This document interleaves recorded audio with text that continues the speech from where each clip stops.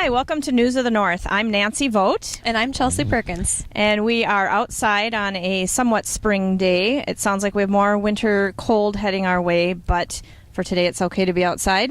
Hey, I'll take 45 degrees. It's better than below zero anyway. That's the positive way to look at it. Yes. This week we would like to talk a little bit about how our website, pineandlakes.com, is a weekly newspaper's way to be a daily newspaper. And case in point is on Thursday, April 10th, we had a couple stories out of Nisswa that came to our attention. Too late to get them in our paper this week, but they are online at pineandlakes.com. One has to do with Nisswa School. They did name a new principal, Molly Rasky from Madelia, who will take over for Aaron Herman. And the other story is we've had a third resignation from the Nisswa City Council in the past 8 months or so with Tina Foster's resignation.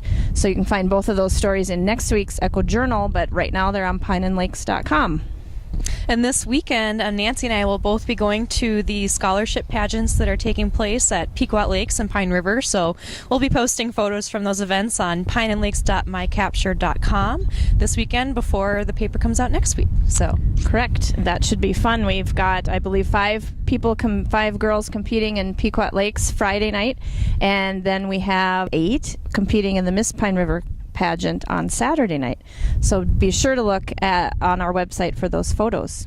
Yeah, and see if you got clicked while you were there. Definitely.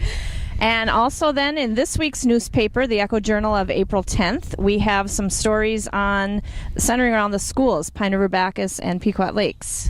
Yeah, Travis and I talked to each of our school districts that we cover about how winter was impacting the schools, missed days, and also the spring sports, which have been getting a late start this year. Not quite as bad as last year, I think. Maybe getting the snow out a little earlier, but I think we're a little ahead of schedule from last year. Yeah, and then also the bus fleets, which had some troubles this winter. Pequot in particular has quite an aging bus fleet and dealt with a lot of maintenance issues, a lot of breakdowns with the extreme cold this year.